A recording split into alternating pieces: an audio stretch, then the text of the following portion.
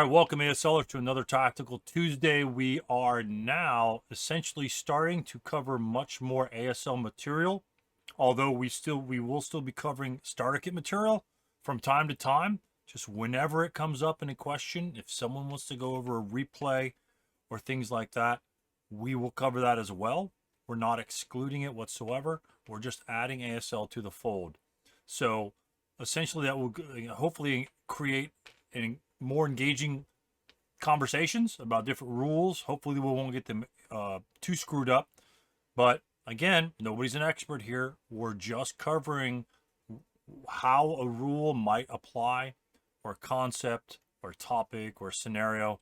And then we just kind of go over it and get ideas from everyone involved. So hopefully you'll like this week's. It's talking about, of course, motion and the usage of motion in your games. So let's jump to it, and we have a special guest right off the start. Thanks a lot.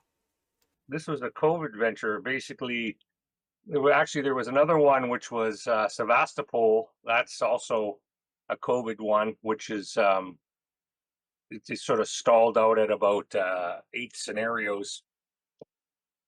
But yeah, so yeah. Did you end up with a special counter for the Dora gun? Looked at that one, and it's one of those counters that, when would it be? Was it 305 or the actual? Yeah, 400 millimeter or something like that. Yeah, 400 millimeter, and like that again. It fired like once an hour. 10,000 men to basically guard it or for it to operate, and it rolled out and it fired. So again, when would it be? It would be one shot. It would land, and then that would be the scenario would be over. So yeah. I suppose that's kind of it. Yeah. I guess. Yeah. But it'd be interesting to have that about one shot. What would it be, a 36 minus 2 or something like that? Yeah. But even then, it fired at the turrets, the Gorky 2, whatever turrets, and near misses. Was the best that they got. Wow. Oh yeah. The gun just was simply not accurate. Yeah, you couldn't use it for anything but just general sort of barrage. Just all right, fire it in this general direction, and it should have an area of effect with full effect of a harassing fire FFE when that thing shoots, and so everything in that area takes a 36 minus 2 shot. Yeah. Just devastation. But yeah, so that was this whole pack. There was probably about 4 scenarios got dropped from it. They were mostly 2 out of the 4 were British, and two more were down towards the south, and then they didn't make the cut. So 10 was actually about 14, 16 to start, and it got whittled down to 10. Wow. Yeah. That's well, you should have all those extras just so you can do that, just in case, like, hey, there's these aren't working out, so we have all these other scenarios that are working out. So that's really cool. It basically come out, and again, I think I've played every one at least 3 times from it. That's that, again, another thing of VASSAL and COVID was I probably played more games in 2020 using VASSAL than I probably had in the decade prior. Wow. Played and play tested? Play tested, yeah. And although this play tested, I probably, unless I'm in a tournament, I don't play VASSAL other than play test. Okay, gotcha. So you play test the whole crap load. Gotcha. Wow. Yeah. All right. So which is your favorite of your pack? Which is the favorite of it? Yeah. Which is your most exciting one that you like whether the flavor or whatever the case may be? What's the one? It's the one with the in Hangus. I think it's number 4 with the German motorcycles. I'm trying to remember what it was. German motors. Resolute Defense. Resolute Defense. Right. Oh, it's got the Sig 1Bs. Yeah, those are awesome. Yeah, and the Well, motorcycles yeah, are good. and I played both on both sides. Basically, I took a smash in my my fortified strong point. Um, his one shot with a Sig 1B basically was a hit, and it just annihilated that. Wow. But on the other side, when I played the Germans, was the motorcycles coming in, and I just basically went right for this hellbent for leather, just straight down. And I think out of the 3 motorcycles, I got 2 squads into the village just before his reinforcements got there. So that was fun part. Oh, nice. Being caught in a minefield with a 9-2 and couldn't get out of it. Ugh. Just kept breaking or what? Pinning. I kept pinning. Oh my goodness. I think I tried 3. I got in on the first movement phase. I got in, and I did not get out until turn 4 or 5. Good Lord. I pinned 3 times in a row, and it was like that. I couldn't roll my. I went first time I went with a squad. The squad got out. I got pinned. Second time I went with another squad. It broke. I pinned, or the 9-2 pin. And third time I went on my own, and I think I pinned. Yeah, it was 11s and 12s. I think I was rolling. Ouch. You should have broke yourself and just route it out and take another shot. Well, that was the thought of that, but each time that, because I always had because I think I had 2 or 3 squads in there. I always had something to shoot at, so Oh, right. I just kept shooting, right? So in defensive fire phase, and yeah, but it was frustrating. But then other times, the other game I played with it, he basically he just wiped the French. Well, I wouldn't say wiped the French. He just cleared away with a 5.48 light machine gun. Oh, wow. went right through and just plowed away through it. Wow. So, Yeah, that minus that was 2's my pretty probably big. the favorite one. I mean, I like this one. Played this one. Really great ambush sites for the Pack 36s. Yeah. So that was good. Got a couple of I think knocked out 2 out of the 3 S35s on side rear shots, Wow. and then for this one, and then the one before it, the first one. That's probably a close second. I like that one because it's got a lot of flexibility what you can do for both sides. Yep. And that was that tended to be. But I played that one really early, like in really early in the playtesting. So it was sort of my favorite one. But then the one Resolute Defense became my one of my favorite ones, because one is to do it very brash, very bold attacking with the Germans. Yeah. I like your usage of the overlay right in the middle of the with that the bottom board. What board is that? Yep. That's like NRP, to give the French another avenue of approach with their vehicles. Yeah. It's a simple thing to do, but yet it really opens up, opportunities that the French can pursue. So I really like that idea. Same thing with the other overlay. Let's cover the pawn sort of thing. Yep. Very, very simple concept, and it just really changes the complexion. Instead of, like you say, because the packs could be, it makes the German player think more about where he might want to put his AT guns. Yeah. So, George, which one went through the greatest transformations from start to finish? The last one. Which was the French and Italians. Oh, That okay. had more play testing. It had over 20 play tests. Good Lord. Well, it's That's the one Mussolini's that Dylan and gamble. I did, right? That's Mussolini's gamble. Yeah, that one had that had probably the most play tests out of it. I think I played that one. I played probably 4 or 5 different versions of it. Wow. To it. Yeah, so there was at the beginning, and probably Steve will even attest to this. I mean, there was pack mules with infantry guns coming on the board and all that.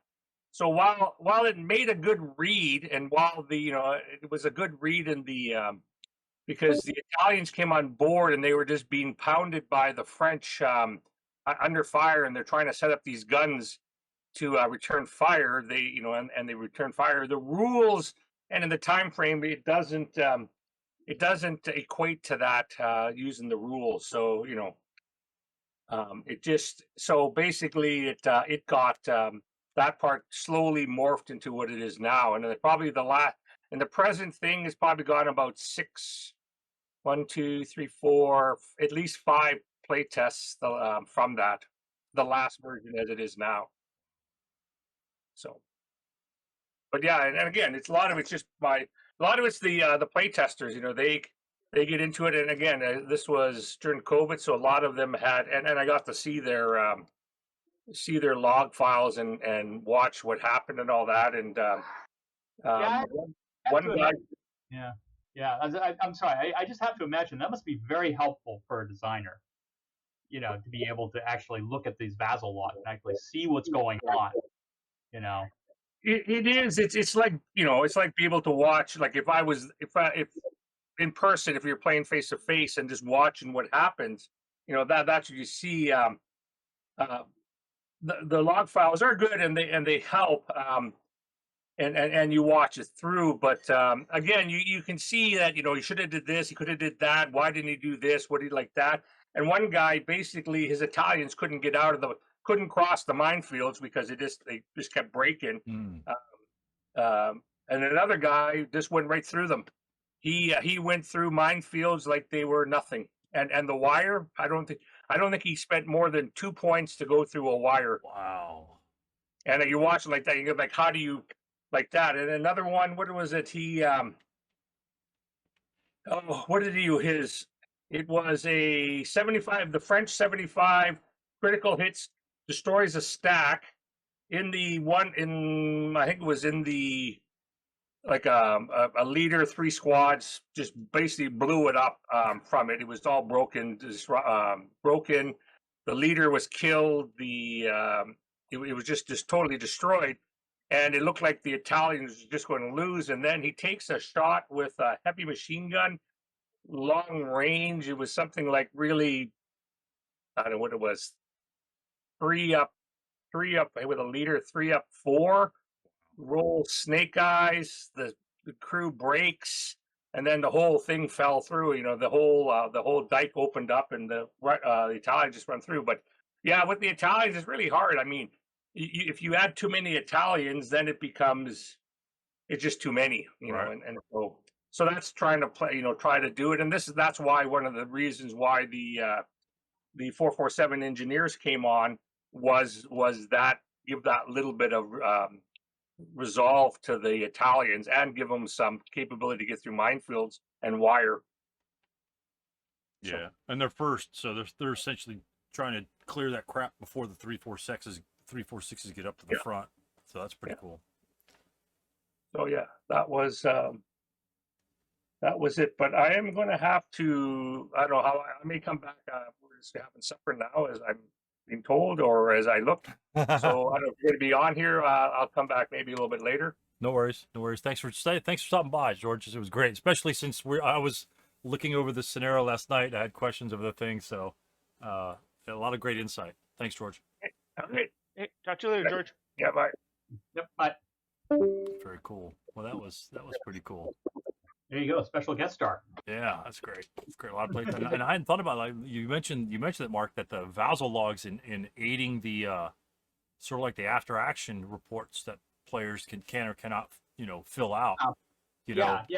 It's I just kind of felt well, because I had the experience that I was doing a lot of play testing for the SK version of the Marco Polo.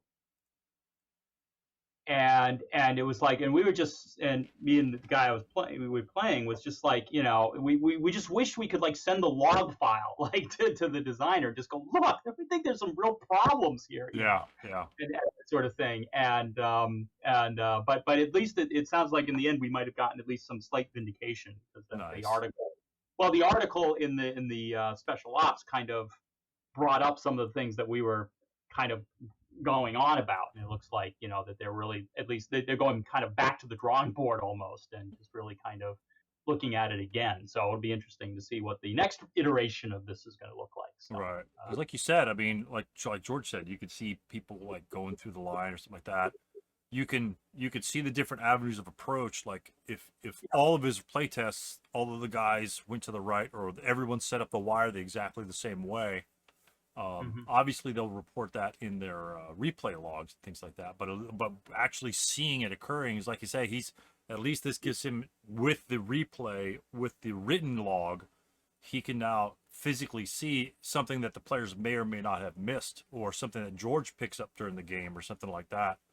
Where say, this avenue came up, or this could have been exploited very badly, and so he can make a slight adjustment for that, or whatever. Or somebody might find something that says, hey, this is really solid, or something like that, based upon what we're going over. So, yeah, I hadn't thought about that actually. Not that it might be a useful tool for designers to be able. Yeah, I don't playtest a lot, so I never even came to mind. But that's kind of a good deal. Very cool. Yeah. So I'm glad he seemed to have gotten some experience out of it. And looked like it helped to inform his decisions. Yeah, cool. Oh man. All right. So today, first of all, does anybody have any questions, any comments they want to make about anything else they've experienced the last couple of weeks, months, or whatever? I just want to make one quick comment about what George was saying and that scenario with the Italians. When I got to play the first iteration of it, and basically I told him, throw it away. It was so bad that I said, just throw it away. Just, how do you solve this one? You throw it in the garbage. No. And like he made some radical changes. Yeah, I remember you describing it to me, and there's not even close to say your scenario. Yeah. Yep. Yeah, I just want to say that. Go ahead, Mark. Sorry. No, I was just saying, yeah, it sounds like he basically did. I mean, he didn't kind of throw away the historical situation, but basically almost redesigned it. Yeah, made it playable. He had to. I got a starter question for you, Stu. All right. When a tank is stopped, it's just sitting there. The engine's running. It's not moving or anything. It's not in motion. So to change the vehicle covered arc, I have to initially start the engine for one movement point, correct? No, you don't. What phase is it? You don't have to start the vehicle. Yeah. You don't have to start it to turn it? No. Okay. Yeah, if you're firing like during like the defensive fire phase or something like that, the penalty is the +5 or whatever, that you're paying for the actual change of your vehicular covered arc. Right. But yeah, like if you're like, you don't have to start your tank to turn, right? I mean, I don't think I've ever done that. I mean, did you? Not like defensive fire or prep fire or anything along those lines. I mean, during the movement phase, I don't know if you wanted to do like a bounding fire shot. I'm not sure. No, let's say this is defensive fire. Yeah, no, if it's defensive fire, no, you just take the burn your tracks. Yeah, you just take the penalty and turn your vehicle. Yeah. Okay. All right. Yeah. Thanks. Yeah, because the idea is probably that the engine's kind of idling a little bit, so you're not you didn't turn the key and shut the engine off. The vehicle's not off, Right. and it's just that it's stopped, and then. Right. I was just wondering if the person who is your opponent gets the one movement point to shoot at you. If you were to start, but you're not, so just you're turning the vehicle. It's your defensive fire. Well, especially if it's your defensive fire phase, then he doesn't get to shoot anyway. Right. He doesn't get to shoot until his advancing fire phase. Right. Okay, that was it. Thanks. Yeah, that's pretty cool. And so it's kind of interesting that you mentioned vehicles on that, because that's kind of what we're going to talk about today. Is the use of motion, and I've been watching, some games here and there, and I've seen some instances. Of course, it doesn't happen all the time. It depends on how essentially it's how and when you might want to use motion status in your game, and in particular, this kind of came up last night. I was watching a game last night, and it was a control game, and I could set up the kind of example here. These weren't necessarily the get the crap out of the away. There it is. So it wasn't necessarily the combatants involved, but it was a control issue, right? Because again, we have to evaluate what the victory conditions are for the scenario. The player knew what the victory conditions were. So I'm not saying that the player forgot what the victory conditions were. The player did a great job in getting, essentially what he did is sleaze freezed the enemy unit. Let's just say it was this unit here. He's in a building. And so the tank comes along. So let's say the victory conditions were there can't be any good order units in R7. Just to shrink it down to this little world right here. There can't be any good order units in R7. So what the player did was he moved his tank in the location, and then he remained in motion. And this is the last turn of the game, mind you. So the tank moves in first because he's got infantry back here that need to come up, and these infantry can take small shots. There's some fire opportunities here. They were actually Japanese, and so let me change it to Japanese because that actually makes a real big difference. And actually, we can go over both sides. We can go over this scenario here, and then we'll go over a let me just house squad these. So he had not full squads, and this wasn't a 467 here. So what happened is he motioned his vehicle here, froze the unit, and then these units essentially moved up, and then they advanced into the hex. Okay. So so what happens is obviously you have an ambush dice roll, right? And then you conduct close combat.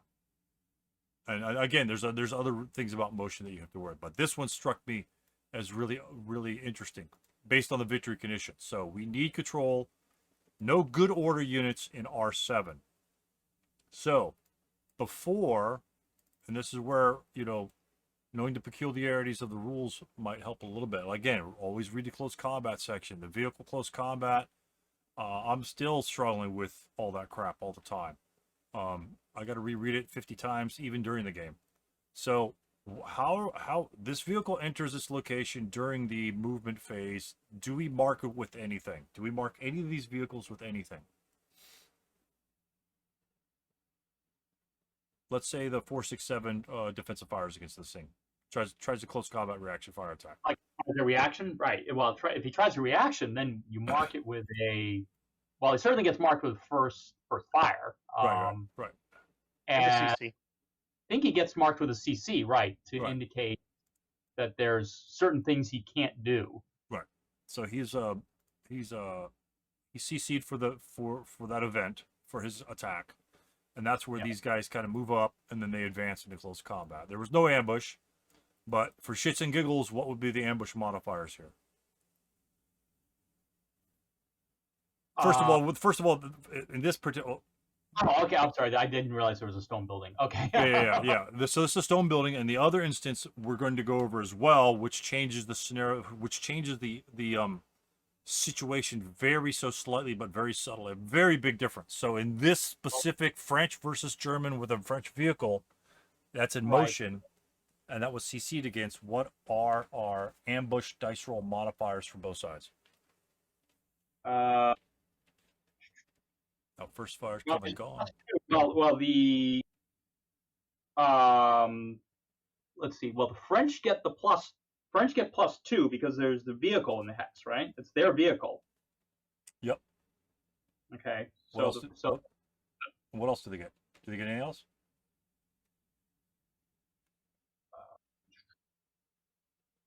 Berserk, EU stunned attacker, cavalry vehicle, pillbox. It looks like no. It looks like it's just the +2 for being the vehicle. What about button up? Oh, BU. Oh, wow. Oh, okay. Oh, all right. Yep. Guess you're right. All right. So it's +1 for BU and +2 for the vehicle. Right. So it's pretty bad, right? I mean, we all know it's pretty bad for ambush purposes. Okay. All right. So, okay. And then the German gets nothing that I could see. I don't think he's not pinned. It's not broken. It's not CX. Yeah. Not Like wax. so it's a +3. So with no ambush, what happens then? So no, there's no ambush in this one here. The German rolls a 6, the French roll like a 1. Well, actually, Okay. 2 or 3. So there's no ambush.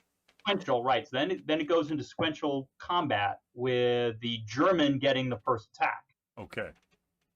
He has to choose. But he has to choose what he's going to attack. Yes. Right. And when you say sequential, the thing is, he either attacks, he decides that he's going to attack the tank, and if he decides he's not going to attack the tank, then the tank gets to attack him first. Because you can only attack one unit. You only get one attack, right? Your unit gets one attack. Attack, but you can choose whether to attack. Like you can attack the vehicle, or you can attack one of the half squads, or attack both half squads. Right. But if you take the process is against tanks, against infantry. Right, but it's still sequential, right? You don't have to be technically attacking a vehicle. Or Yeah. or am I wrong on that? Yeah, no, I'm pretty sure. Click on So, ambush I'm- AFV prisoner. Ambush AFV prisoner.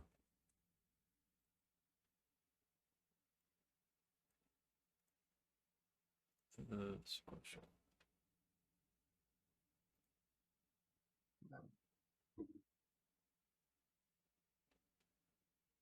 Oh, it's not even Check of sequential if vehicle. And yeah, then, so we had like 12-5 or 12.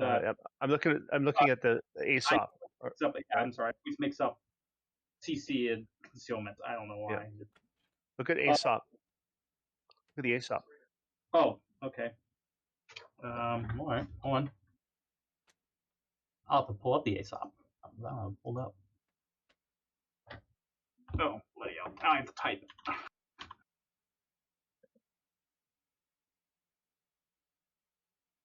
$814B says you check for sequential versus if vehicle, and then 815B says then it's the you do the withdraw extra thing attack.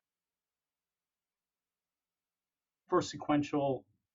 Right, but 11.3.1 says all CC attacks taking place in a location containing a vehicle, even if abandoned, must be declared sequentially, even if the vehicle neither attacks or is attacked. So that would assume that the vehicle doesn't need to be attacked, and it will still be sequentially. The non-vehicular player attacks first, but he may make only one attack at that time.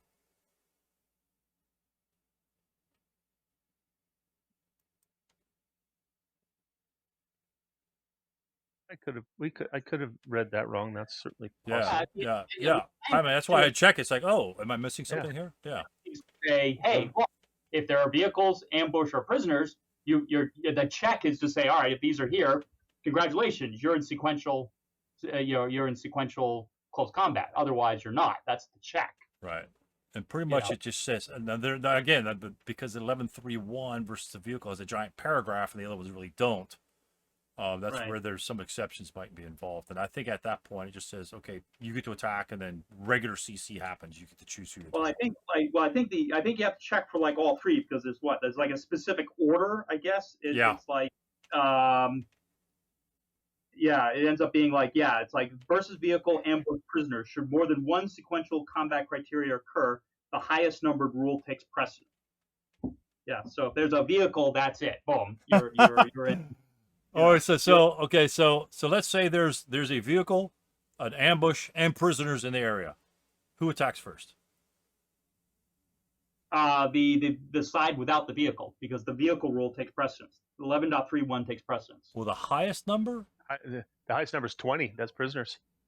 Well, 11.33, right? The highest numbered rule. Oh, the highest numbered rule takes precedence. Oh, okay. So I guess prisoners. Yeah, I guess prisoners would be first. So it's interesting. If you guys look on your close combat table, it has sequential CC, ambush, AFV, prisoner. Shouldn't that be corrected? Well, I mean, that's the same order technically as it is. 11.3.1 is vehicle, 11.3.2 is ambush, 11.3.3 is prisoners. So it's in that order. But I guess, you're right. It says, should more than one sequential combat criteria, the highest numbered rule, should an ambush occur in a CC location containing a vehicle, the ambushing side gets to resolve all of its CC attacks in that location first. Oh, the ambushing side. So if he didn't ambush, then it would go prisoners, then vehicle, and it's No, still out of order. It's prisoners. Prisoners are first. So if there are prisoners attempting to eliminate their captor, that's done first, Even before ambush. even before ambush. Yep, because that's the highest numbered rule. 11.33. So if there are prisoners if there are prisoners who are attacking their guards, that happens first. Then it falls to the ambush. Then it falls to the vehicle. Interesting. Yeah, I wonder why the close combat table doesn't actually list it. The close combat table's not even in sequential order.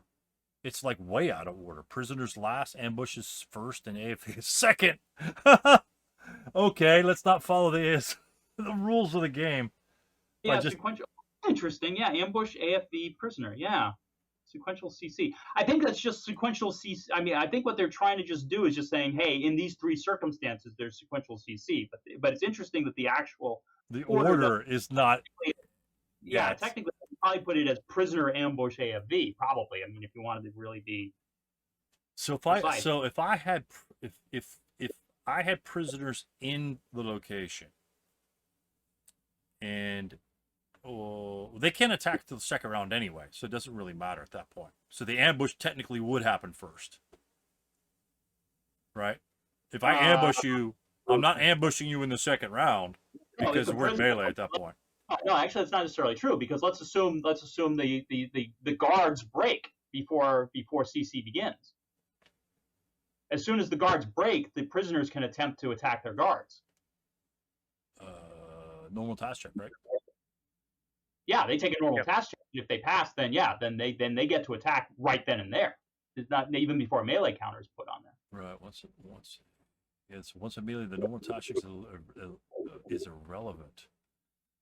So you could ambush with a broken guard in right there. So at the beginning of close combat. So where do you take your NTC in the ASOP? It should have to be before the ambush, right? I just saw that. I mean, it should, because it makes a big difference. And the ASOP is close to the bottom.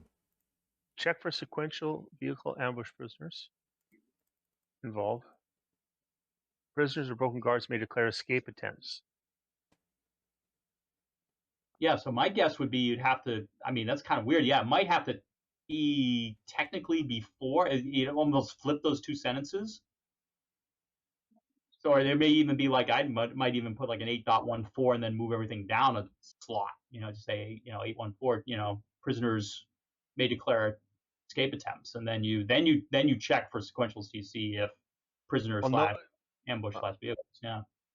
Well, the way it looks is you check for sequential, and it says the way it's going to read is there a vehicle? Is there ambush? Is there prisoner involved?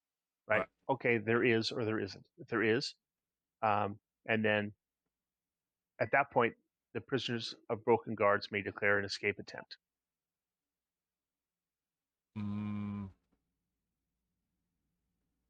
If they pass their NTC, that's the passing of the NTC. Yeah, that's where they have to pass the NTC. Right. That's right. Yeah. Got it. And then you resolve, and then the 8.2 is the actual resolution of the attacks. 8.1, 8.2. Yeah, 8.2. Yeah, 8.2 is where it starts actually dice rolling and crap like that. The first part is just setting up. Okay, let's qualify for everything.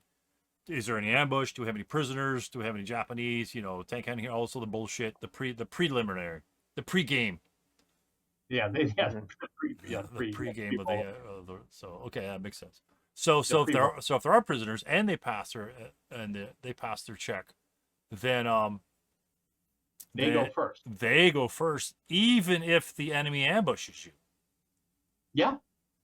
Yep. It appears that way. Yeah. I mean, I don't know. I mean, remember, I'm coming from the SK universe, so that never happened. So, it kind of makes sense, right? I mean, because they're the closest in proximity to the enemy anyway. Yeah. So if they get the gumption to attack, then they get the. I've never done that. I swear to God, I've never done that. I mean, it's kind of and that's not quite so unusual, especially, you know, in some of these games where there's tons of prisoners going on or things like that. It's Yeah. wow, because you actually, if he's got prisoners, you want to get guys into that location, and you know, maybe my rolls suck so bad I can't get that going on there. But okay, so that's interesting that that it's prisoners and then ambush, then the AFV. So Right. So in this case, because there are no prisoners and there was no ambush, then it falls to the vehicles. Right. Then it falls to the vehicle, and then so the attacker gets to resolve his attack. Let's see. Non-vehicular player attacks first, but he may make only one attack. If the only involved vehicle is so he decides whether he wants to attack the infantry in any combination or he wants to attack the vehicle. Right. And then he executes that attack. right, interesting. Yeah. Interesting. Now, where's this? Oh, that's advanced phase. Sorry, I'm bad. Vehicle. Yeah, I'm sorry. Because it says vehicle here. It says check for sequential CC if vehicle, and then on your IFT, it says AFV. So, I mean, technically, you can have a vehicle in your close combat that is not an AFV. Yeah, I guess you're probably right. Yeah, so I guess maybe that's kind of that thing's all jacked up, huh? Yeah, actually, that's interesting. That I don't think anybody's ever noticed that. Wow. Yeah, I don't. Yeah, because I guess it's any vehicle. It's not just armored. Yeah, I'll have to check my original thingies. Yeah, exactly. So that is interesting because that's why they separate the button up from vehicle, because you know if I just have like a ZAS AA Russian, you know, unarmored vehicle, you know, it's got the coaxial machine gun, some sort of bullshit like that. It's not an AFV. It's just an unarmored vehicle. So yeah, that's interesting. Yeah, I'm gonna have to check my old sheets to rip up my old charts and shit. I wonder if that's on the new charts. Well, I just pulled out the the charts, the little charts book, and that's exactly what it says. It says ambush AFV prisoner. Yeah, ambush AFV prisoner. Yeah. That's a good one. All right. So that's the highest rule, right? I mean, that's the base. That's the base thing. Is the highest rule takes precedence. Yep. If there's conflict, then here is the conflict. Okay, interesting. So anyway, back to the thingy. So that's something I seriously learned right then. Mm-hmm. Wow. Okay. Yeah. So so the instance here is now you've got your 467. So what's he going to do based on the victory conditions? And this is exactly what the players didn't do anything wrong in any of their maneuvers whatsoever. It's just the situation kind of and how it evolves. And then we'll go into another example and you'll see the extreme difference, the extreme problem that the player had. Well, yeah, because I mean, it's good order, right? So because it's good order, well, if he's in melee at the end of the turn, he's not in good order. Right. Can we avoid melee in this instance? Yes. How do we do that? You got to kill the two half squads. Yeah, you got to kill these guys off. And guess who attacks first? Well, the German does, right? Yeah. So the German attacks and takes a 1-to-1 against both half squads. Right, and that's kind of exactly what happened. So these guys were eliminated, and at this point, as long as the 467 isn't just killed by the coaxial machine gun, right? Then killed by a tank. Then he's good to go. And the other thing is you probably wouldn't want to attack the AFE anyway, even if this were the situation, because if you immobilize it, then what happens? Then you're in melee. Yeah. You have a vehicle that's not a mobile vehicle, it locks you in melee. So you wouldn't even. This would be an instance where you wouldn't bother to attack the tank at all if it's in motion. First of all, you need like a 3 or some bullshit like that, right? But if the vehicle is in the hex, I mean, the fact that the vehicle's in motion doesn't compel either side to be in melee. Correct. Is what you're saying. Correct. If the vehicle is stopped, who's in melee? Then the infantry is in melee, but the tank isn't. Correct. Right. Okay. Yeah. Correct. Okay. So that's the problem. That's what needs to happen for the French player to win. So let's go the next step. And this came out to be real. Again, this is just something. Stu, I got a question. Go ahead. What do you mean by the highest rule takes precedent? All right. So rule number 1. If say you have rule number 1, and then you got rule number 2 that says rule number 1 that conflicts with rule number 1. Rule number 2 trumps rule number 1. So technically, 8.2 should be at the end of the rulebook. Oh, okay. All Right? Technically, it should be the last rule of the rulebook. Yeah, it's just whatever the highest one is, and the way they number those particular rule sections as verse, vehicle, ambush, and prisoner. Prisoners last, and so the prisoners, if all of those occur, then the last one should occur first. Okay. I got you. Okay. All right. Yeah. But there again, if you go in the ambush, if that sends you to a rule section further from, I guess, just that section of the rules of that, which may say all ambushes happen first, does that mean it kind of re-trumps it? I don't know. But it's just a standard day with the rules. It sounds like. Yeah. But I would focus on sequential close combat in that rule section, and that would pertain to the sections in that rule that describes the sequential, because I don't really think it. I might touch upon it later on, but again, if it mentions it casually, do then re-trump it. Some players would probably argue it does. I would rather focus on the section that it's in, but then again, whatever. Okay. All right. Thanks. But so that's cool. So now we're going to change the situation up here. So we're going to just to make it thematic, we're going to put. Oops.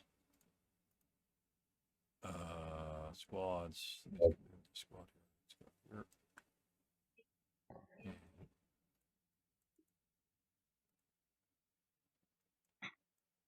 Okay, and then we go to, let's go get allied.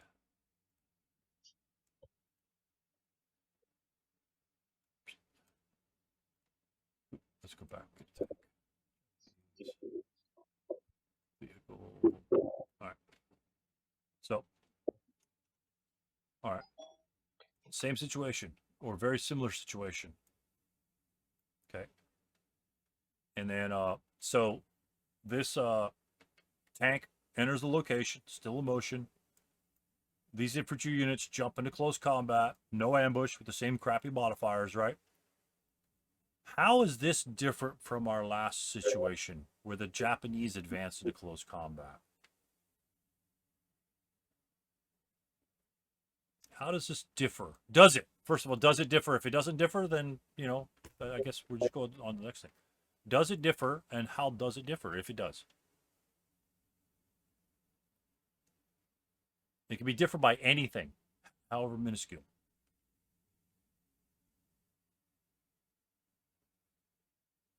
Now let's see. Okay,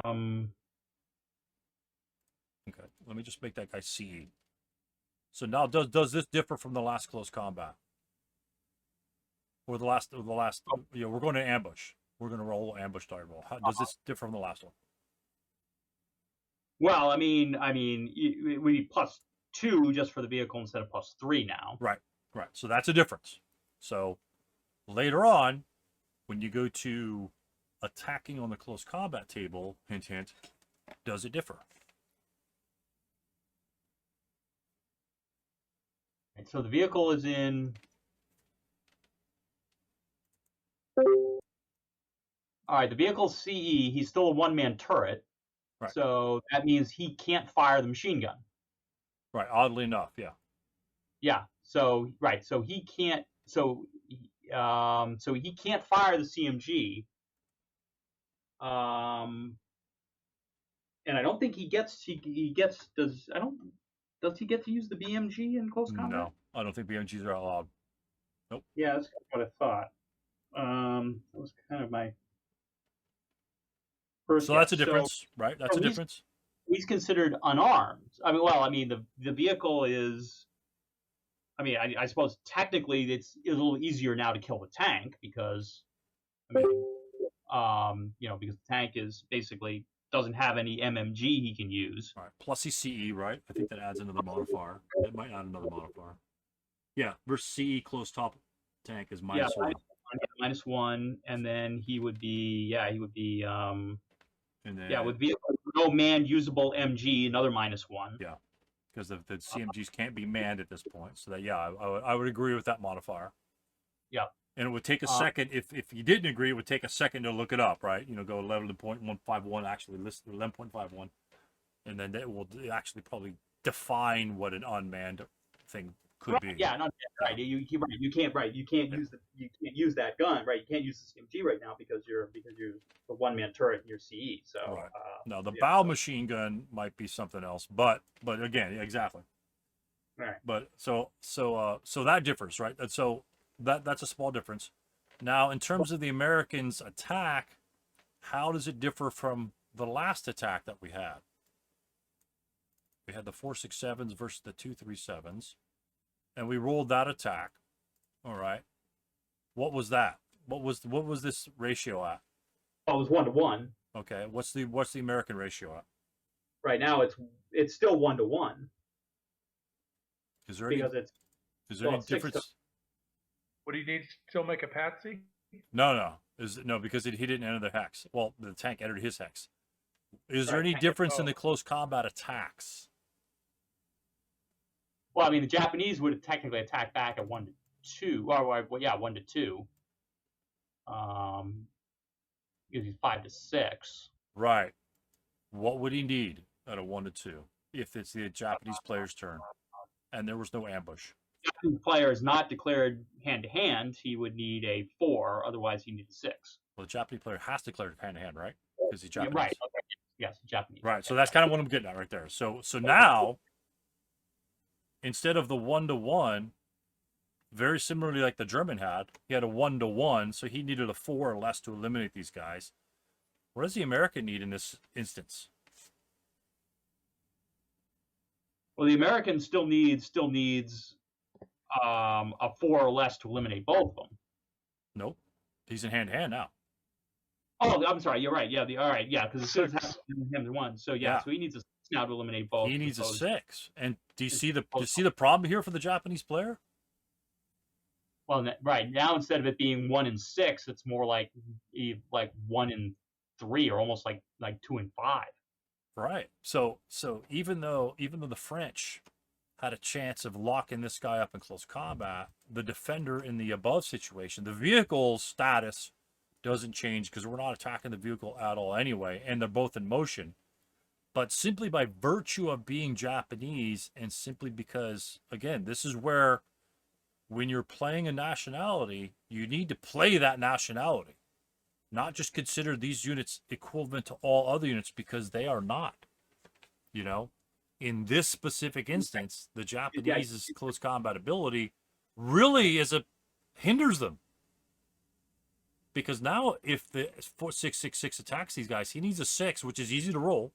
You know, these guys are gone, so it makes him easier to stay in good order. Because especially in this instance, when the CMG is non-usable, it's an automatic win at that point. And so even though the Japanese have that great close combat ability, having this vehicle in this location It's actually hindering them a little bit. is essentially costing them the game at that point, right? And so you say, hey, but Stu, that was the reason why they got into that location. That is correct. They got into that location unscathed because the vehicle was stopping the American player from firing outside. So if we had this vehicle out of the equation, and these guys moved up on this American player, so say he moves there first, right? What's the American going to do? Just lay residual fire wherever you can. Yeah, this guy's going to get blasted, right? Yeah. So most likely he's going to fail. Let's just assume he fails. And then this guy moves up here. He subscores fire. This guy gets blasted, and he fails. Right? Yep. Now we go into close combat. You roll our ambush. Let's say it's even. Nothing happens. But although the American has, is 2-to-1, and this is close combat, at least what happens? Yeah, well, at least the Japanese get to roll the dice. Right. The Japanese at least get to roll the dice in this instance. Now, in almost virtually all other nationalities, with some exceptions, I'm sure there's some weird exceptions out there. I think the Koreans are one of them because I think they can declare hand-to-hand as well. But the hand-to-hand in this instance really curses the Japanese player. If the vehicle is in the location, because the Americans will get the first strike, and God forbid he has a leader in there, and he gets that hand-to-hand column that he could kill these guys at, which makes it a lot more easier for these guys to get kind of squashed. And again, the game I was watching, the players were playing excellently well, and they're moving guys in there, which brought up the idea is because this tank was in motion. Remember, what are the victory conditions in this scenario? Good order, yeah. Good order. Has to be in good order, yeah. Right, so this guy first fires on him in close combat. He did first fire, close combat, reaction fire, and hold on yards, right? What should the tank do? And this is tactical and strategy here. What should the tank do at this point? Say he's got... I think he should stop. Yeah, absolutely stop. Let's say he subsequent first fires. Or let's say that the American doesn't fire at all. Right? On the motion attempt, and then he fires when this vehicle is stopped. What changes for the Japanese player or for the French player? Regardless, you go either way. What changes in terms of these infantry's ability to? Well, actually, these guys would be a little bit higher. Just go squad. Well, I mean, but the simple fact that the squad is taking a reaction fire means that he's under subsequent first fire rule, so he still can't fire outside his hex. Right, but let's say, but the vehicle stops, right? So what modifiers does the American have to kill this vehicle? What do we need to kill him? Is it easier or harder than the guy in motion? Oh, easier. If he's if he's in motion, I mean, you need like a base 3, and then if he's in bypass, you need a 4. You need maybe a 4, something like that. But let's say he just enters your hex straight up, drives right into your hex, doesn't give a shit, and then you do a close combat reaction fire after he stops. Pretty much, it's just like a regular close combat attack, right? Yeah. Yep. Right. Yeah. It's like you get 5 to eliminate him. Yeah. Because it says versus a motion non-stopped vehicle. Well, he's not in motion. First of all, motion doesn't. And this is another thing I want to talk to you guys about the motion counter, but we'll touch on that in just a second. So it's a stopped vehicle. There are no defensive modifiers this vehicle gets. If he's CE, he's screwed. So he needs a 5. So let's say he destroys the vehicle. He gets a good roll, boom, wreck, right on top of him. All right. He's still first fired, right? He's still his first fired. Yeah. And our Japanese can still move. In this case, which one would you move first? It's a minor quibble, but which one probably should you move first? Assuming no one else can fire on, which wasn't the case, but let's assume this is the case where no one else is in existence. Well, you might want to have your 347 be as strong as possible to leave him in. So because, well, I mean, but you're still right now the American squad is first fire, right? Right. So it's going to be subsequent first fire. So it's going to be a 6 - 2 for whichever one gets it first. Right. Right. After that, then the American's marked as final fire. So if he wants to fire at anybody else, he's taking morale checks. So who would you move first? Let's say they're like right here. Just so, I mean, and they're expended, or just say they're right here, and I'll just say they started here. I just don't want to stack them up right here. But say they're right here, and that's where they started from, because I don't want to say, okay, P7, Q7. These guys are just going to run down straight at them, okay? Because there was some other terrain involved. So you would probably throw your 237 and bait him, right? Move the weaker unit first. Yeah. And so if he doesn't fire on this guy, then that's going to be, we can look at the numbers. So if he doesn't fire on this guy and he fires at this guy and stripes him, oops. Oops, how's it going? What are we doing? What the hell? Oh, strike. He was a strike. Yeah, it was a strike. And then we stripe him again. Okay. If you stripe him again, he turns back into a full squad. There you go. Right. All right. So if we've got this case, so we stripe him down, If he fails the morale check, that's 2 firepower. And this guy, if he gets striped down, it's a half firepower. So essentially, the firepower is equivalent. As long as we have 3 firepower going into here, at this point, it kind of doesn't make that much of a difference. But in some instances, like if this was a 4-6-7 versus the 6-6-7, it makes a difference. Because now it's a 1-to-1 versus, maybe something worse, But let's just assume it's the American here. So, and then we can jump into close combat and then possibly dice roll, stuff like that. But we don't get the penalized from the vehicle. So we have a small chance of ambushing this individual here and then going on from that aspect. But So Stu, listening to this conversation, based on what you're talking about, I actually would not. I would move the tank in, but I would move it in after moving the infantry. And I would do that because I would assume that the American is going to fire on the infantry, right? So he comes up, maybe he fires on him, maybe he final fires there. Then I move my tank in, which lets me, which avoids him being able to use reaction fire. right. So then the American is going to have to make a choice, and no matter what choice he makes, if the Japanese survive, the infantry survives here without being KIA'd, then the Americans can't win, right? well, they could win because the tank is still going to be in the location, right? Right. And then these guys will have to advance in. They're not bonsaiing; they're advancing in. Right. And so you still have your ambush dice rolls. So you still have your +2 and the whole 9 yards.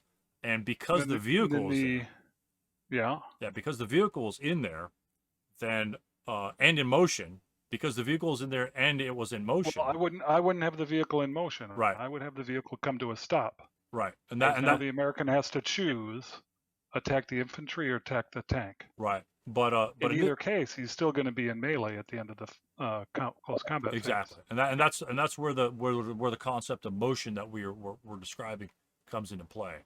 And whereas motions could be fine and dandy, but I think players are overusing motion in their games where it's actually hurting them. It's a good defensive item to have, but from my perspective, as a third person overlooking the battlefield, I see when players use motion too much, essentially for all intents and purposes, unless they're German machine gun tanks with those 3.5s with essentially 4 firepower, they're essentially neutralizing their tanks because they're not going to hit anything while they're in motion when the enemies are moving. So if you guys see an enemy tank in motion, take advantage of that and move your infantry around him. His firepower is going to be half from his machine guns, especially like the Samoa tank, right? This guy's in motion. He's got a 1 firepower. Can that do damage? Sure. But let's say he's got a 1 firepower and you guys are like right here. The Americans aren't here, something like that, right? Let's say you're right here. You can dash across this road with immunity. He can't even fire on you because it's half firepower because he's in motion, then half firepower because you're dashing. These guys get across the road for free. If you're in motion, you can't do that. It won't leave it in residual, but at least he gets the shot. So you see the difference between the two? Yeah, let's say he's got an ATR or some shit like that, right? Yeah, you have +2 more to hit, but what are you giving up? What are you giving up by being in motion? And if these guys are outside your line of sight, let's say he has a Panzerschreck, right? Let's say that, he's a German, with the Panzerschreck, or let's say German with the anti-tank weapon. We're just going to make this generic. Sure, the ATR can't do shit to this vehicle, but that's beside the point. So, if this unit moves here, let's say I'm going to make sure he's out. Let's say he's here, and then he goes here. Let's say it's in LOS, all right, for case of argument. This is line of sight to this vehicle here. And then he moves here, and then he late CXs to go there, okay? And this vehicle will not in motion. And he's got a Panzerschreck. So, oh, shit, my machine guns are low. Let's say he's an 8 morale unit. He's not really going to be hurt by a 2 firepower -2 anyway, most likely. I mean, you can roll 4, but he's still K'd. He still has the opportunity to fire the weapon even if you K him. So you don't want to use your machine guns for whatever reason. What could you do? At this point, what could you do? If he wasn't in your line of sight to start with, I guess you could try to take a motion attempt. Yeah, you take an emotion attempt when he goes here for 5. You roll your die roll. You hopefully don't roll 6 like me. There you go.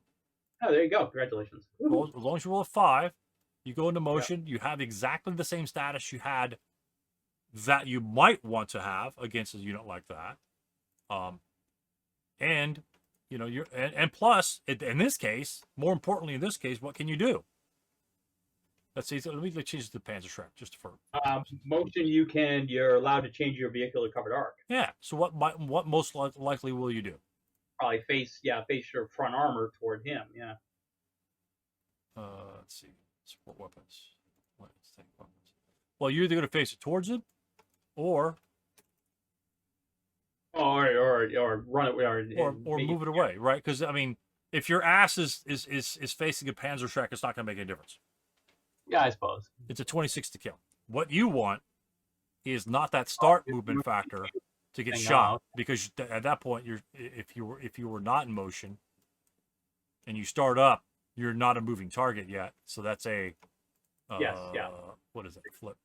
That's a 7 to hit. You're probably going to take the +2, so that's a 7 to hit straight up, and then you're going to get smoked.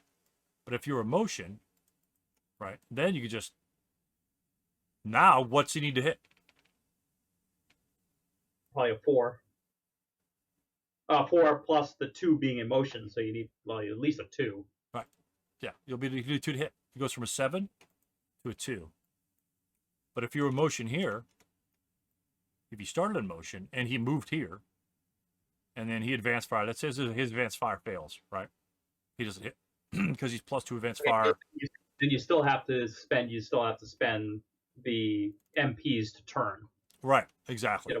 And so your range is there, and you'll still get the +2 for being in motion because you started the term in motion. You're still considered a moving target, but then he needs a 5. So you're looking at a 5 versus a 2.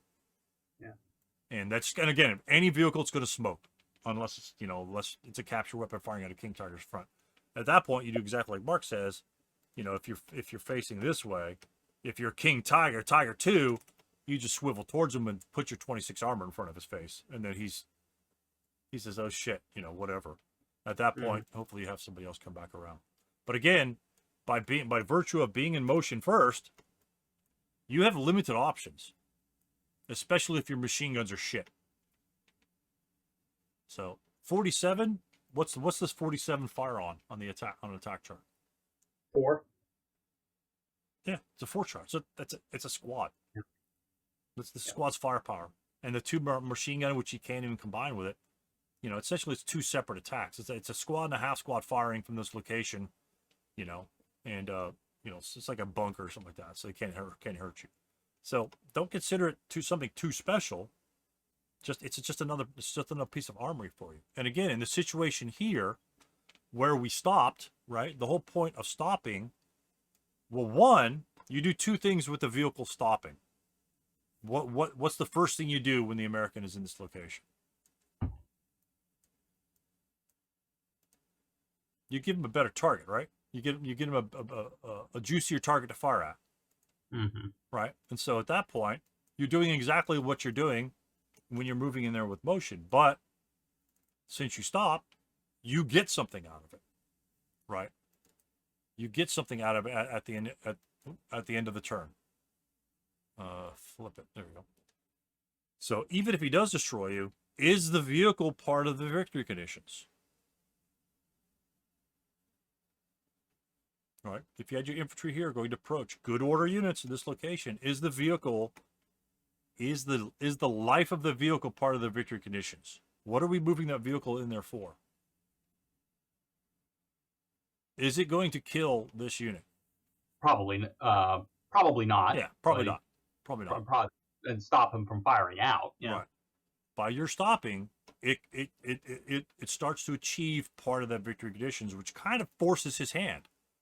So he pretty much has to force to attack this vehicle because he knows these guys are coming. So let's say, again, let's best case scenario, let's say he does kill him. If he doesn't kill him, it's pretty much just a loss. He just loses instantly. Because these guys assault move up, like, you know, and then advance phase in, and then he can attack he can either attack the infantry or the armor. He's not getting both, and at that point, you're just in melee. And then you lose. At that point, you don't even have to roll. The game's just over in the advance phase. All right. Well, technically, well, yeah, because if he ambushes you, the American's still not going anywhere. Mm-hmm.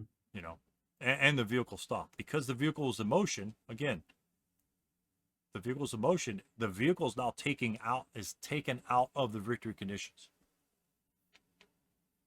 Mm-hmm. He's no longer part of the victory conditions when he's in motion. Does he stop these guys? Does he aid these guys in going there? Sure he does. Sure he does. But he doesn't help us. And again, sort of the same thing with being in motion over here. When there's enemy unit here, what purpose does this serve?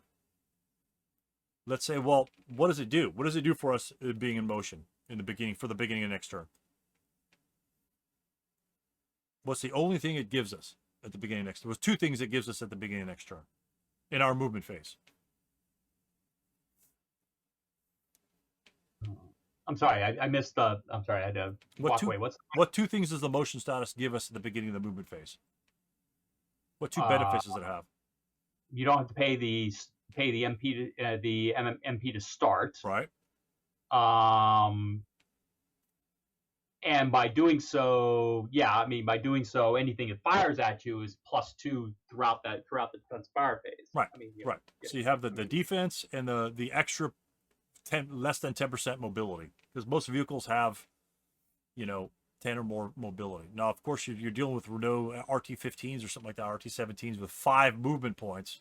You might want to be in motion more often because you don't get the road anyway. So that might be a consideration for those particular vehicles. So again, knowing your vehicle gives us, does an extra MP gives this vehicle much? No, in my opinion, it really doesn't. You know, is it great? Yeah, sure. But for me, I mean, using vehicles, I miscount MPs all the time. It's like, hey, I want to be down here, and they'll like do some sort of bullshit, stupid maneuver, and I end up short anyway. So, or short by a considerable amount. So, unless you're a master of vehicles and use them a lot and can count movement points very quickly, which a lot of players can't, you know, and that's why vehicles slow down the game, because everyone's counting the movement points before they move it, because this bad boy can go a long way. You know, you know, if he's on the road, he could CE. Do I drive down the road, fly fast? At what point do I go CE? You know, that's all those questions can pop into your mind. So, but when I see like, and so like defense wise, if I see well, this is a cheap ass CMG here. If I see like a defense here, and I've got my Samoans coming over here, right? If I've got a situation like this, and I end, let's see, this is like 12, and this would be like 13. So do I stop? Or do I just go 13 and stay in motion? And if this were a very simple instance, let's say these guys are, you know, let's say these tanks up here have a low possibility of killing it. Let's say they're like 47s.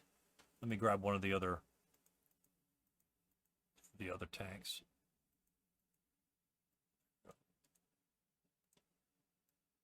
Instead of these, because you know the CMGs can't do anything.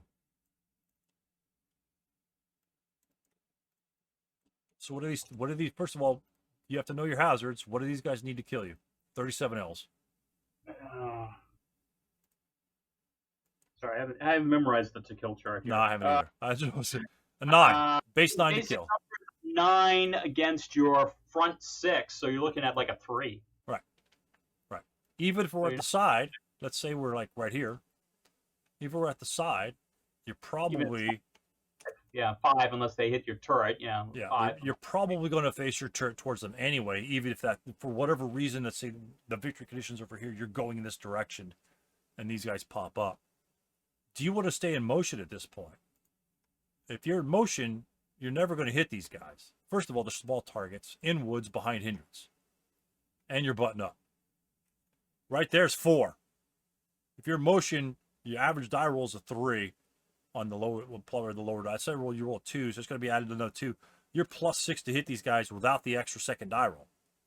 You know, so you're just not going to hit them. They're invulnerable to your attack.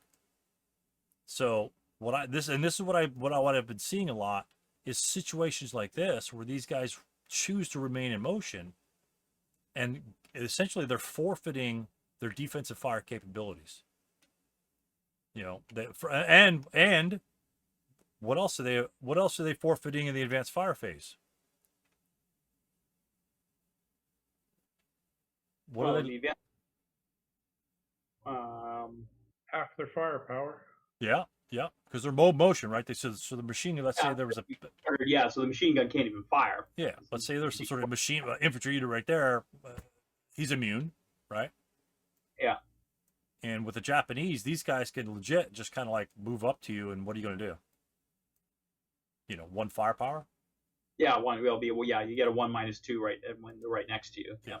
So these guys are going to get on top of you pretty quick. The infantry get to be on top of you for free for all intents and purposes. So you're giving the opponent the ability to actually counterattack you at this point.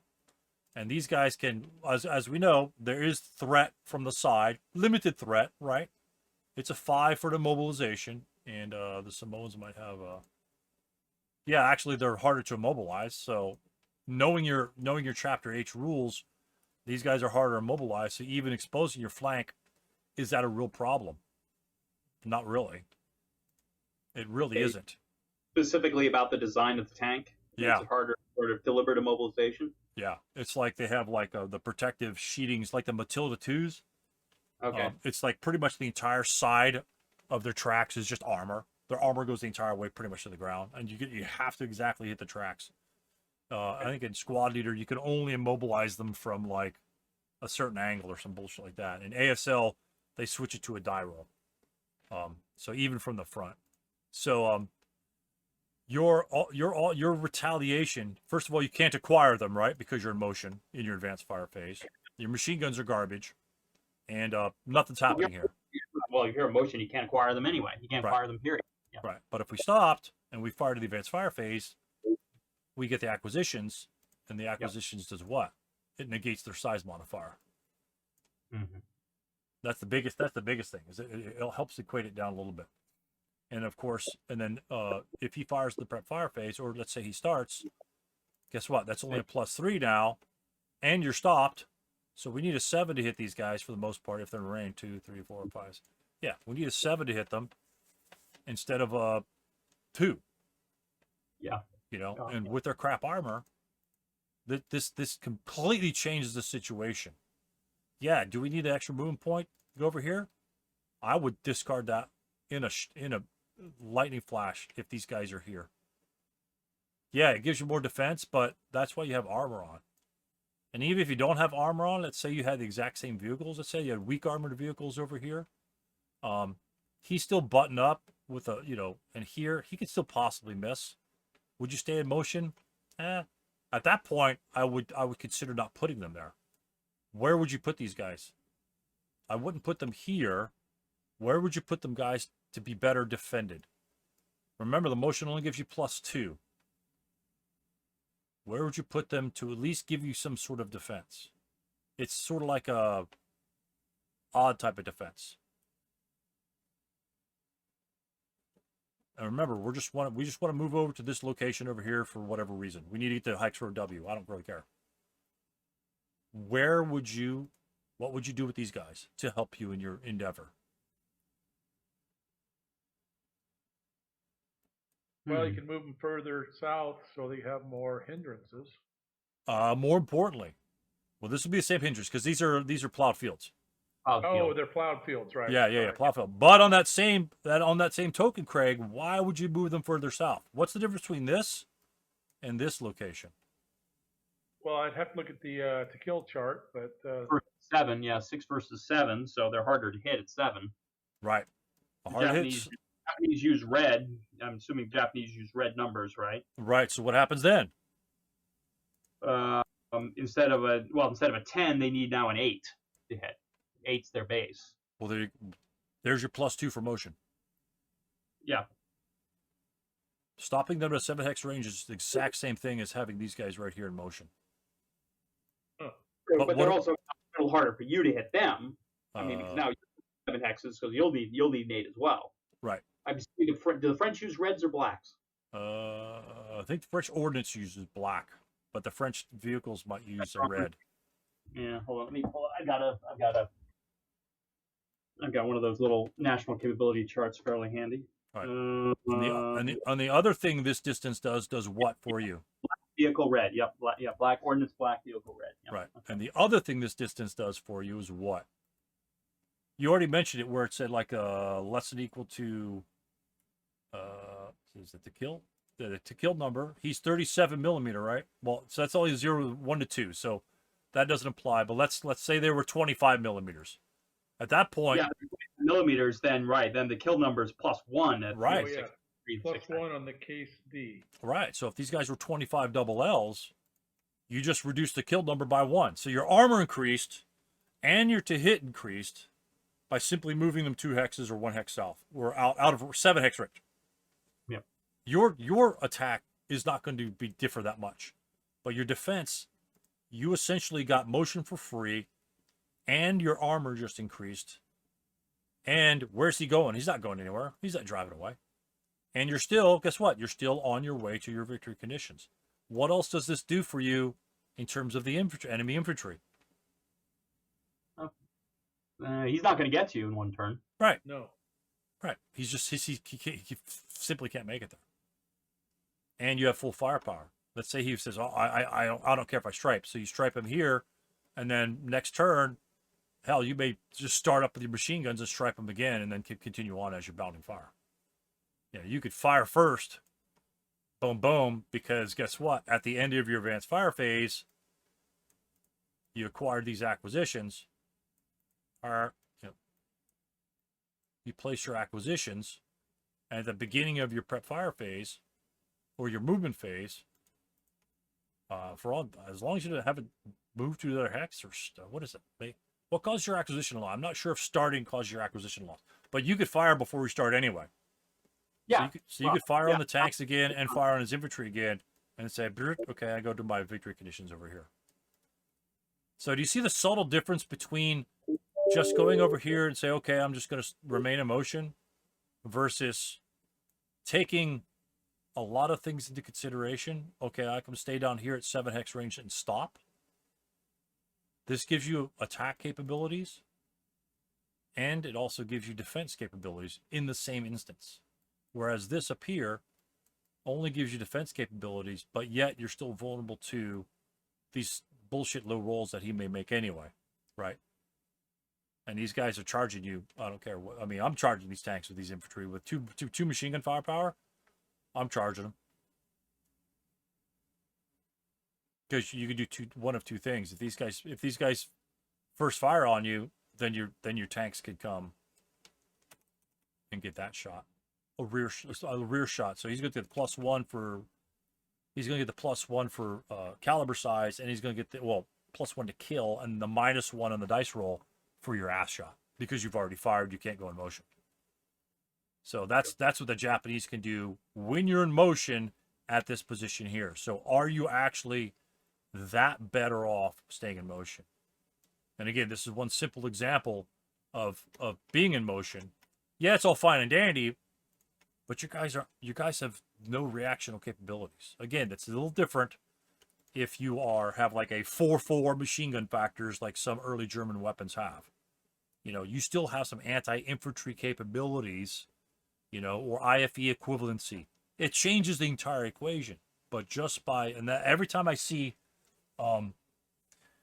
vehicles like this in motion, it's like, man, these guys are your juggernauts. These guys need to be killing stuff. Whereas your fast moving, your 15 moving point, Panzer 2Fs or whatever like that, they're designed to be firing things on the move. You're driving by stuff and shooting, they're blasting everything.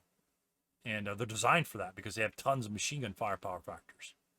So again, taking into account from everything that we've covered so far, from the ambushing to the motion vehicle in R7 to the basic foundations of using motion status, whether you're approaching an enemy or whether the enemy's already in your LOS. I mean, at that point, if you're up here at the top, going back to that same example, are you stopping in motion right here? Say I want to attack this unit, and you like that proximity. Are you stopping in motion at that location? That's probably not a good choice, right? Back here would be a lot better. It's the same shot, right? Well, Bypass. if it's a German. Yeah, bypassing that location is exactly the same shot, and you're even one hex further. He can't even shoot you. Bypassing this location, same shot. He can't shoot you. You're still in his covered arc. So being here, don't get that close. Keep your distance. Make him move. If let's say assault moves over here, that's fine.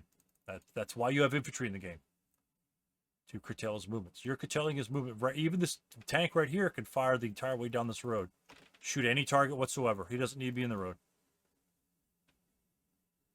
What's the benefit of him being in the road stopped? Remember, when he's in motion, let's say he was in motion last turn, and it's your turn to move. And let's just say for whatever reason this guy's here. And you've got this guy here, and this guy wants to get over here. What problem do you have?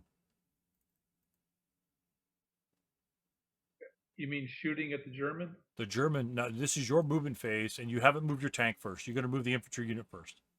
Okay. What's the problem you're facing with the French? When this unit here wants to get to V7. Well, I don't know. The tank's there, so there's a hindrance. Is there? Well, did he move up there this turn, I guess? No, this is last turn. This is the German player turn. Well, this is not the German player turn. He moved last turn. Or even, right. Yeah, he moved last turn. So this is not a this turn movement, because if he moved during this turn, he's not a hindrance anyway. So last turn he moved there. This is the next turn. And then this is the beginning of the French movement phase. And the 237 moved up here. You know, this guy moved up here. The tank moved here, stayed in motion because he doesn't want to get shot by this. Right? And remember, if our objectives are over here, let's say it's building control. First of all, it's building control. Do we need this tank? Can this tank help us win the scenario by virtue of controlling a building? No. Right. So he's technically not directly part of the victory conditions. Obviously, his firepower being a unit on our side impacts the game, but we don't, and we can't rely on this unit. This unit's priority is not getting into a building and controlling it, because he can't. So if he's in motion here and the 237 goes across here, whether he dashes or not. Right, there's no hindrance. Right. And so that is going to be a -2 shot. Right? Mm-hmm. But if he's not in motion, and whether the tank's here or there, let's say it's here in a better defensive position, again, out of range, right? And then we make that same move, what are we talking about? How's that change? Well, he still gets the hindrance of the tank. Right. Whether behind it or under it. You're right. He still gets the, right. Whether the tank's here and he goes behind it, or whether the tank's here and he gets to here, it's the same thing. So it's going to be a 4 even shot versus a 4 -2. Big difference. A 4 -2 means if he rolls a 4, you're dead. Yeah, that's a K on this guy. And a 4 even. -2s are hell. And if he rolls a 4 even, can he kill you? 4 even? Well, -2 be a K2. If he rolls if a -2, a 4 even though. Again, this is where you're calculating how you should approach getting across the road. Do you just go 1, 2, 3? Do you dash? Does it make a difference? If you dash, does it make a difference? Yeah, it's half firepower. Okay, so how would that make a difference? Well, that would bring him down to a 2. Okay, if you roll the snake eyes. +2 is a 1 MC, or -2, sorry. No, a snake eyes 2 flat is a K1, same thing. Is it? He rolled a snake eyes. What's going to happen with the German unit? Oh, it's a critical hit. Nope. Oh, German unit cowers. He cowers. So what happens then? Oh, yeah. Okay, sorry, cower. So what happens then? Well, you go down. This is a 2-shot now. Is that what 2-shot we're now. on? Right, because you dashed You go- instead of just moved. Right, So so you now go down to a 1. Right. With the snake eyes on the 1. What's the result? 1 MC. Right, survivable. Right. Versus just a move of 1, 2, 3, you can get killed there. Here, if you dash, there is a 0% chance of, although you could roll a 12 on the 1 morale check, obviously, but there's no chance of you getting outright killed by the Germans roll if you dash across that. So use your capabilities of movement, what you could use. This guy's not in motion. Again, you already have this plan. You're moving this guy up. He needs to get over here. This tank's gonna get up, give him cover. Don't put him in motion. If this tank is providing cover, stop him here. Sure. Yeah. Stop him here. Maybe you can go up here and do that, and then advance over here if necessary, because I don't think this guy's got line of sight to that. Stop him here. He provides the same cover. 2, 3, and then you advance. Yeah, I think dash and spray fire are 2 things I never use. Right. I just don't remember them. Right. The dash is huge, especially if you've got nullifying terrain. Whether someone throws smoke in there, usually keeps hand grenade smoke, or if you have an AFV. And again, this is where instances where motion looks fine and dandy and you're protecting the tank, but the tank is not offering anything to the rest of your troops or offering anything to deter this guy from doing whatever the hell he wants. Especially 468. This guy's just gonna I'm walking right up to him next turn. If this guy's over here, some bullshit like that, I'm walking right up to him. And I'm firing at 1 hex range. I need a 7 to hit him. He's dead. He's dead next turn. Or at 5, technically, if in the advanced fire phase. But I'm doing that anyway. With 8 morale, I'm walking right up to this tank. I don't like giving the Germans a 4-shot. Yeah. With those Panzerfaust. Yeah. Or technically, this guy's probably going to do this. 1, 2, 3, 4, right? Just so he has to change covered arc and make this guy much more survivable. He still needs a 5 to hit. Excellent roll. Easy to do. Tank smoked. Something like that. So, again, it's just something I've been seeing this week. I just want to touch upon it. Where I see a lot of guys being in motion. A lot of guys, and it looks good. I'm using the rules. This is a new rule I know. I like to use a lot with my vehicles, but it's just like anything else that you're doing. You've got to make sure, does it really give you a benefit? Can he counterattack and take advantage of your lessened condition? Do you need to be in motion? Do you have the armor to sustain a hit? If he's going to kill you anyway, if it's like a 128L and he needs like a 9 to hit you or something like that, well, you were already moving anyway. And, even if you're at range and you were stopped, if it's a 128L, let's say he prep fires or whatever, let's say it was on a tank, right? Jag Panzer 6 or some shit like that.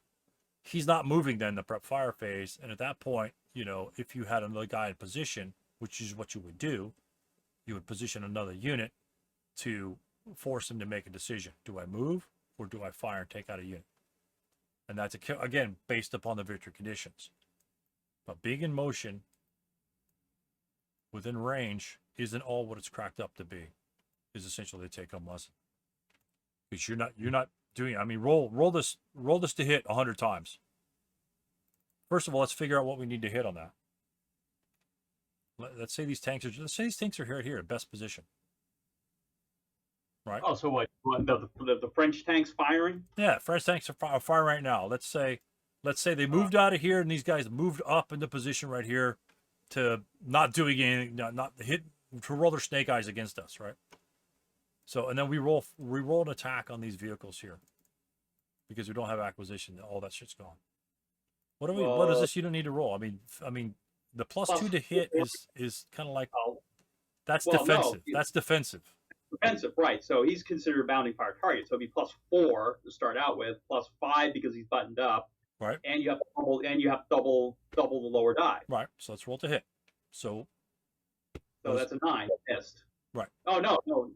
A 9 against a 9. No, not 9 plus. That'd be a 9 plus the 6. That's a 15. So you missed. Right. And plus the small target too, right? Right. Sorry. Yep. So Yep. what's the kind of like the average roll we need to hit? So if we rolled a 4, does that hit?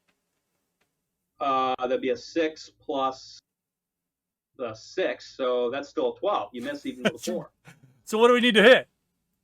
Probably snake eyes. Yeah. And that might be a pretty improbable hit. So it's probably not. That's probably not even going to be a crit.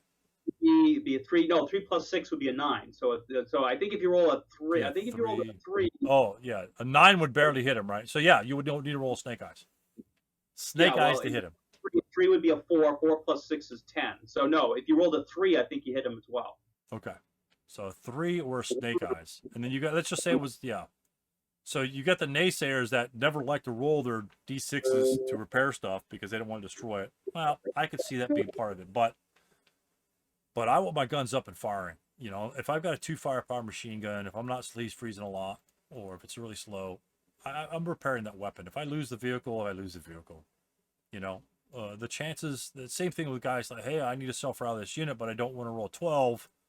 You know, if this guy's broken, I don't want to self-rally him because I need a snake eyes to rally him. Well, not this guy, but I need a snake eyes to rally a broken 6 morale unit. Well, if you roll snake eyes, you're getting leader. If you roll 12, he's dying. So you're getting more out of the exact same percentage chance. So I would roll it every single time, even in a casual victory point game. Well, that depends because your leader may pop up and get killed. So at that point, you really have to evaluate it. But here, you big in motion, you're not going to hit these guys. And what's he going to do? He's going to fire on you, and then he's going to fire on you again when you start moving. You know. Yeah. And well, yeah. I mean, there was just this general sense. I don't know where I got it from, but this idea that the motion, yeah, fine, you get the +2, but you'll see how often that +2 doesn't really help you. Right. You know, your tank is still going to, your tank is still boom. Even though, yeah, if you have to be in motion, if you need that movement point, where are these tanks going to be? If you need that movement point for next turn, you absolutely need it. Where are you going to position these tanks?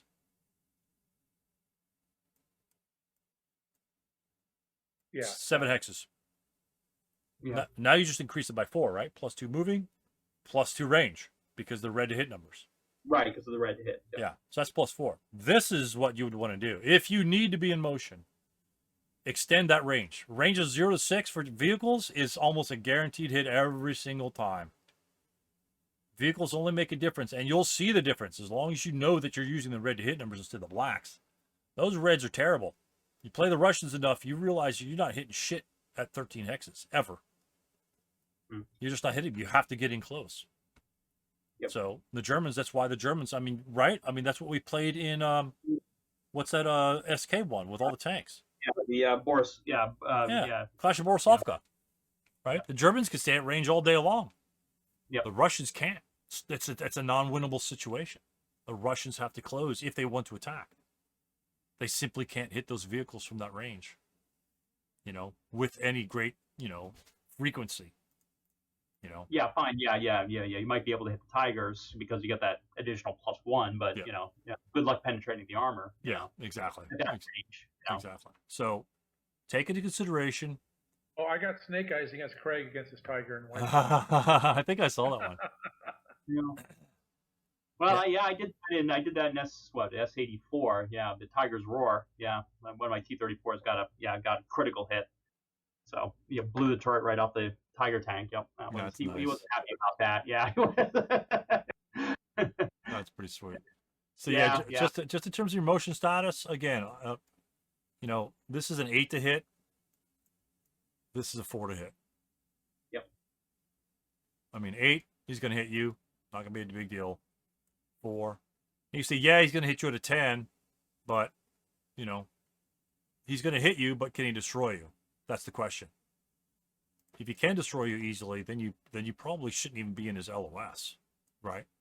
Then you want to be here, and then you could maybe buzz your way past or take a different path or something like that. But if you are going to be where you're going, be there with a purpose. Not and don't rely on the +2 just for being in motion. It gives you a little bit, but it might give you a false sense of security, and it might not be serving your purpose, right? You know, if you need the extra point, like I say, move these guys further away so they can't hit you. These guys are black. Even if these guys are black to hit numbers, it's at least +1 more to hit. Yeah, it's an additional +1. Yeah. You know, so that +1 is essentially making them a small target, right? Yep. You know, any positive modifier, especially on that chart, is going to be, you know, in the mid-range level, it's going to be 10 to 15% difference. You know, most of the time. Once you get on the ends, it's going to tail off. But you know, from an 8 to a 3, it's not that big a deal. But in the mid-range, where you need those +1s, it's a big difference in success rates or whatever you're doing. Same thing with being, although none of the top tanks could be unbuttoned, but the bottom tanks can't be unbuttoned.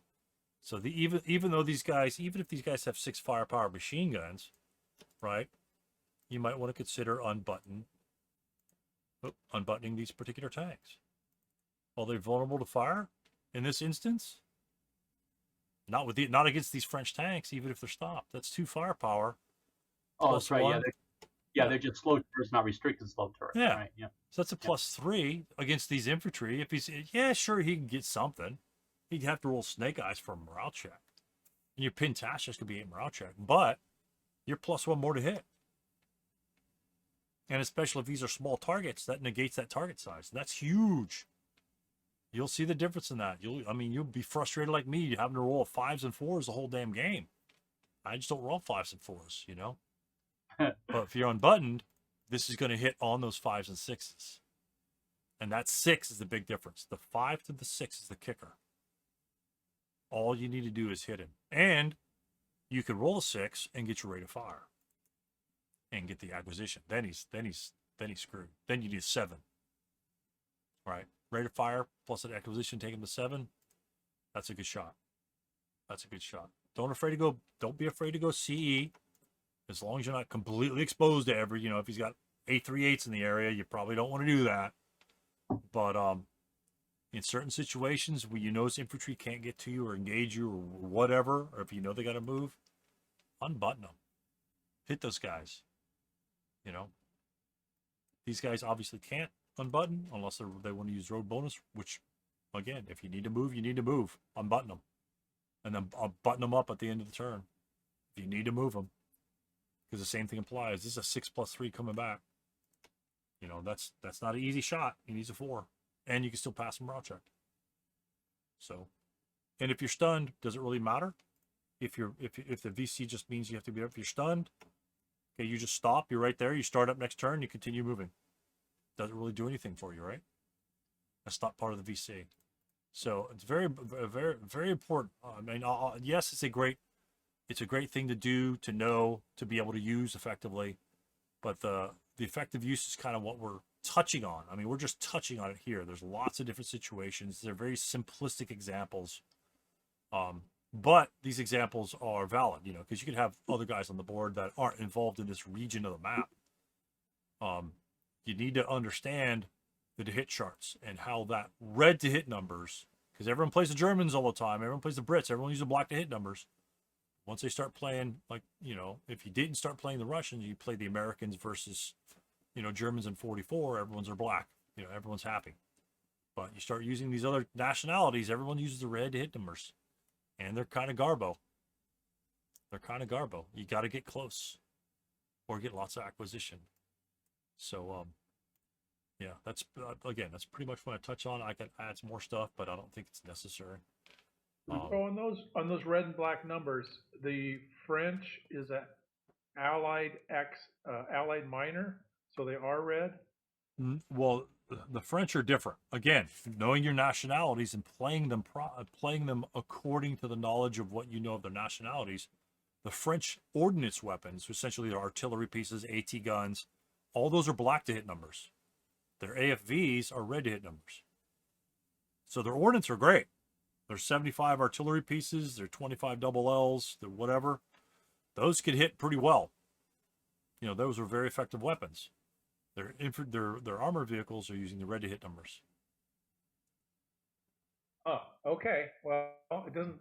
it's not apparent on the to kill table, but okay. Well, the kill table is relevant, right? It's if you hit it, then it's just a to kill. It doesn't matter. Yeah. Okay. But on the to hit table, yeah, and the to hit table will not, most of the time, it won't designate who's using the red hit numbers. That's where your nationality capabilities chart comes involved. You just pull that out from the national capabilities chart. And have that bad boy handy, because there's a lot of stuff that you forget that your nationality can do or can't do. You know, they're very handy. Red to hit numbers. Do they have smoke? Can their elite deploy? You know, can they deploy? Do they break out of surrender? You know, stuff like that. I've been seeing a lot of Italian scenarios being played, and if the Italians are getting captured, well, and if you break and you have 5 Italian squads on top of you, what's going to happen in the close combat phase? What's going to happen if I'm broken and I have 5 Italian squads? You will die. You will not do anything. The Italians don't give a shit. They want to be captured. They will not attempt escape. They will not attempt escape. That's the Italians for you. So escape NA 20.55. Yeah. Okay. So if you capture the Italians, you don't care about breaking at that point. If you capture anybody else, for the most part, you got to. I think the Japanese don't escape either, because it's because you were because they're so ashamed. They're ashamed. Yeah, exactly. So they're the guys will probably slaughter them anyway. So I don't think the Japanese escape either. But everyone else you got to worry about. But the Italians, free bonus points, baby. So in those scenarios that have capture victory points, even if they're not doubled, they will not attempt escape. And so they're guaranteed, essentially, they're almost guaranteed VP. And guess what? The enemy knows that. So he's almost forced to fire upon you. And what happens when that occurs? He's going to kill his own guys, and that's going to score you the VP anyway. Oh, that's right. That's right. I remember. Yeah. Even if you're broken. Yeah. So if you're broken, say, I'm going to shoot you and kill you. He fires that 2+1 shot, gets that normal morale check. All those guys need to roll 6 or less to stay alive. Otherwise, they get your points. Otherwise, you get the double, right? You get the double points, right? Right. So at that point, knowing that your squads are broken, you may not have to rush that leader back there to get that sucker rallied before they attack him, because it doesn't matter with the Italians. You can keep that guy up front. That makes a big difference in how you can structure your gameplay. You know, you could really overstack your squads then, right? Because before it's like 1 or 2 guys to a full squad. It's like, hey, it's 1 to 2 if they escape and they attack me. But 5 guys is 5 to 4. That's 1 to 1. How long until you're done?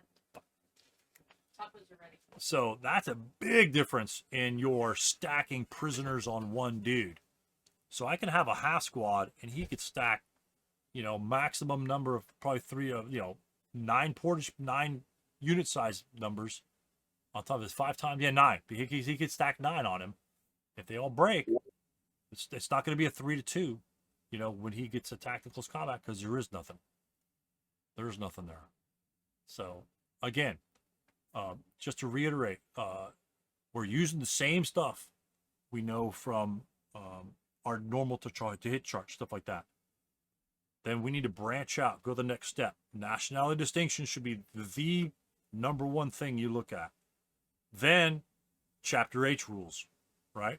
Just like I got caught in last night. I was looking at those trailers, which are in this, are not in my examples, but in this particular scenario I've set up. I looked at the trailers, started looking, said, what the hell are the trailers for? How am I going to use those? They look kind of strange. You got to read that stuff. Sometimes it's a paragraph, sometimes there's nothing. But there might be notes. Find out, read all those notes. Machine gun can only fire at 2 o'clock. There's a lot of that. That's why the Dutch truck, I threw the Dutch trucks in there. To kind of reiterate the usefulness of reading over those chapter H rules. Very important. Another starter kit question. All right. Do rear machine guns, are they included in close combat? They are not included. They are not included in close combat, but they do qualify if you don't have a coaxial machine gun as not having a functional machine gun, even though you can't use it. So you can use it if you don't have a coaxial. No. Can use. No, if your coaxial is broken and destroyed, you don't get the -1 against those units if they have a rear machine gun. And the same thing with okay. battle machine guns as well. They qualify as not having a non-functional gun. They still have a machine gun. It just negates that, So the only I believe. machine gun that a tank can use in close combat is the coaxial. And anti-aircraft. Oh, and anti-aircraft. Yeah, Okay. but most- if it's crew exposed. Yeah, most people are too cowardly to use the AA guns. But for good reason, you get the -1. But Those late war Stugs. yeah, Have the late wood power. slugs have the AA, and they can be buttoned up. Remote, with the remote control. Yeah. So. Oh. And yeah. again, it's Chapter H, right? You're not going to know that unless you read Chapter H. Right. And that happened in John and my games. We looked that up in our game. Whether they're AA, I think they eliminated all the AA guns anyway. But I think it was limited to frontal arc as well. yeah, something like that, some weird crap like that. Yeah. But yeah, anytime you see a star like this French Samoa, it's got like 3 stars on the machine guns. Like, what the hell does that mean? It's got a star on the movement points. You know this son of a bitch has got 3 or 4 notes on it. You better go read them. Even if it doesn't have, like these Japanese, no notes on it. Show info, CS5, kind of boring. You don't know. You might want to check the notes on it anyway. But the Samoa is going to have special notes. And, I mean, look at the backside. No radio, or the radio is considered 9, so that means instead of an 8, because it's considered the elite, he probably rolls a 9 for radialess movement. So these guys could probably move much more freely than the other French tanks. Mm-hmm. CE +1 rear target. If you go CE and reposition your AA machine guns, which what that star means, then your rear target, if someone shoots at you, you're only getting +1. Stu? Yep. You need to roll back. I'm looking at the starter kit rules right now. Vehicle may attack infantry and CC with its AAMG, its CMG, and RMG, close defense weapons, and/or the IFE FP of a turreted main armament less than or equal to 15. So RMG can in fact fire. Okay, cool. Yeah. Good. I love them because most of the Russians ones have R4. So those vehicles would be great to take into close combat because they are R4. Yeah. Most of those tanks are like 45 millimeters anyway. Yeah. And so there you go. Yeah. So an RMG can fire on infantry in close combat. Okay. In SK from the SK rules. Okay. At least in SK, yeah. Yeah. At least But it goes into ASL, right? I'm not sure. It'd be interesting. Yeah, it'd be interesting in ASL. Yeah, I mean, let's look it up. Because that would be kind of a weird sort of one of those weird minor differences between the two systems, I guess. Yeah, you would think it would be the same.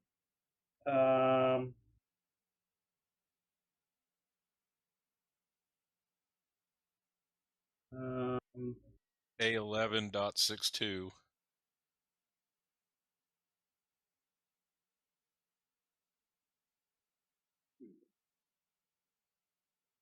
Yeah, the only other ways an AFE may attack in CC are with an RMG factor.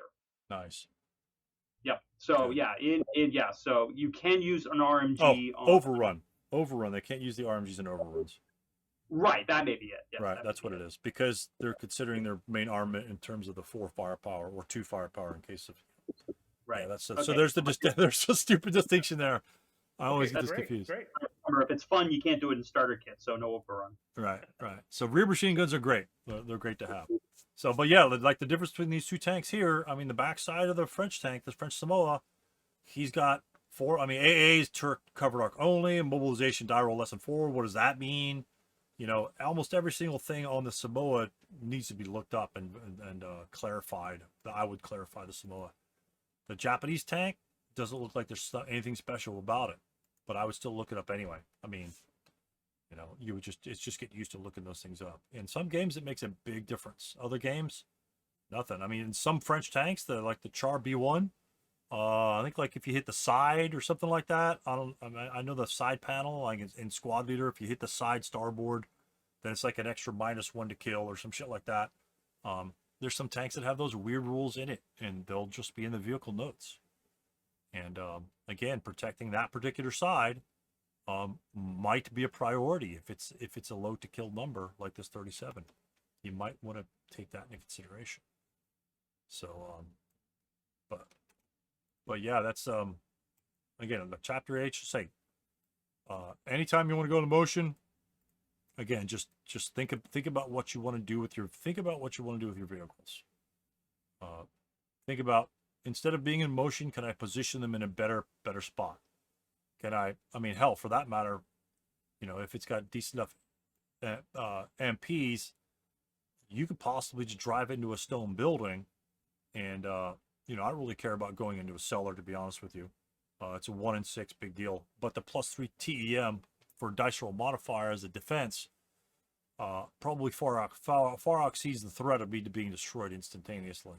I mean, that's the passover. If that's a critical juncture, you know, if the Germans have to come to the spot, and the tank being in this building makes him invulnerable to this, pretty much makes him invulnerable to this shot over here. 3 hex range. That's going to be a 4, 2 to hit if he doesn't take the +2. So it changes that from a 4 to hit to a 2 to hit.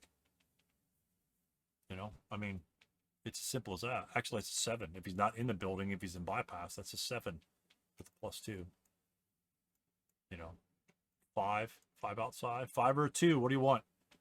I would take the 2. I would risk, if I need to be in this vicinity, I would risk being in that building, because this guy's attack modifier or attack capabilities are pretty much nullified. He now has to come at you and get closer, which then, of course, gives you the first shot. You know, whether it's from your tank or from your supporting personnel, which you need anyway with tanks. So don't be afraid of buildings. Don't be afraid of AA in certain situations. You know, obviously, if he's got lots of firepower, you might want to button up. If there's a couple squads hanging around that are not combined in a fire group, maybe you want to think about going down. Or maybe not. Maybe if you are CE, you could bait that shot out, so it doesn't fire at your other infantry that need to be doing something else, like winning the game for you. You know? So remember, you're just going to be pinned or stunned. That's the worst thing that's going to happen to you. You're probably not going to be K'd with your +2 CEM dice roll modifier.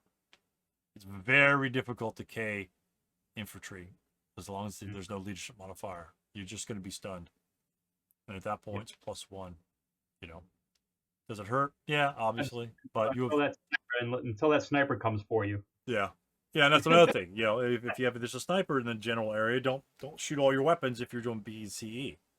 You know, if you're dealing with a sniper 6, sniper 7, sniper 5, and you've got 5 CE tanks that are surrounding the sniper, probably not the best choice of where you want to put your tanks. But hey, at that point, what do? You throw a half squad on top of 1 or 2 of your tanks, because then he'll attack the half squad, because the half squad has a 0 TEM or 0 dice roll. I think it's a TEM. I'm not sure if the CE makes a difference. But you'd have to check that out. I'd have to look up on that. Yeah, I have to look at that. Yeah. I always have to. Yeah, I always have to look at these. That's the sniper column. Yeah, because technically it's TEM that's based into it. And the being CE is not a TEM; it's a DRM. Yeah, it's a DRM. Yeah, you're right. So it's kind of weird. Again, the specifics of that, and you know, I should know that. We should always know that, but sometimes we don't. But we know exactly where to look for that, right, guys? We just look sniper, target selection, dice roll modifier. Yeah, that's pretty straightforward. Yeah. I mean, 5 seconds later, like Steve found the thing about the rear MC. 5 seconds later, you got your answer. Boom, you're on. It takes me longer than that to figure out where the hell I'm going to move my tank. So at least you get the answer right? And then you just move on. And that's something that you know pretty much throughout the rest of that scenario. Is once it comes across it, then you know it. Technically, yeah, you should know it before, but there's plenty of shit we don't know before. And but stuff that we can prep for. You know, chapter H notes, nationality notes, big time nationality notes. That can lose you the scenario. You know, that can honestly lose your scenario, not knowing that, you know, you might have white phosphorus, or you could do this, or you can't deploy, or whatever. You know, it could make a big difference in the game or in your plan. And let's say you plan to deploy, and you run all your units up there, and you're rushing or whatever like that, and you start deploying all your squads. And the guy says, "Oh, yep, can't do that." I say, "Oh shit." You know, human wave is the one thing about it. If the Russians could deploy, the Russians would not lose the scenario. But they can't, and so therefore you have to risk a full squad or capture some Germans and do hot potato with them and make a bunch of half squads. There you go. Yeah. But yeah, that's the kicker. Little things go a long way. It's not rolling the dice that did the hit, stuff like that. Little things go a long way. Positioning, choosing CE status. Do I freeze in? Do I assault move? Do I dash across the road? Do I run behind the road? Do I stop my vehicle to give me cover? Do I keep it in motion to keep my tank maybe alive more? What's more important? I always default, if I'm protecting my infantry, the tank's doing its job, right? Because, you know, the tank's close combat value versus the enemy vehicle is what? A 5, a base 5. You throw a 6+1 with him, it's a 6, right? And guess what he's going to do? He's probably going to go in motion. So what happens when he goes in motion? His offensive capabilities are much reduced. So for all intents and purposes, you've neutralized that vehicle for at least a half turn or turn by just keeping him in motion, especially if he's a big boy gun. You know, if he's just got like little weak machine guns, you keep putting him in motion. He's got a 75L. It's probably not going to be hitting shit. You know, Panzer 2F, he could be in motion because he's going to blast you with 4 firepower. That's a great weapon, great tank, great early. That's why they're so dangerous. Is because they still have offensive capabilities. Yeah, because that's the one with the eight coaxial. Yeah, it's like there's one of the German early war tanks got the yeah. IFE and 8 firepower machine guns. So, those guys are love it. Yeah, those guys are nasty as AF. Nasty vehicles. And every time I'm playing early war, I seem to be fighting those sons of bitches, and I hate it. I hate it with a passion. And every time I destroy one of those vehicles, I consider it victory won. I don't care what happens in this scenario, because his firepower is just so huge on those things. Just ridiculous. And like I said, then again, those tanks you can keep in motion because they still maintain their offensive capabilities to a good extent. You know, if everything's halved on them, it's a 6 firepower. That's really good attack. That's a really good attack. Well, that's all I got for you guys today. I'm glad George joined us earlier. I think that was exciting to have George here talk about some of the scenarios, play testing and stuff, and the amount of time those guys put into it, and how some versions change a lot and some don't. Your questions here were great. Just want to touch on the motion again, only because I've been seeing it for like this last month or so. I mean, I really haven't been that active being this stuff, do a lot of videos. It's just been too damn hot in my garage. Right now it's probably like 92 in here. Oh. And so, but I have seen a lot of motions. I'm excited to see people remembering to use that as an option. Now go to the next step. Am I overusing, like skulking? Am I overusing that option? Am I losing something in part of that?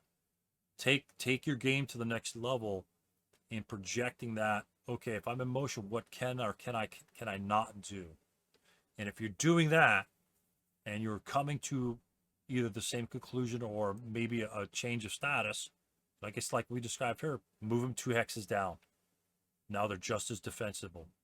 You know, as long as you're taking that little critical analysis into your gameplay, that's a win. Then you're doing the right thing.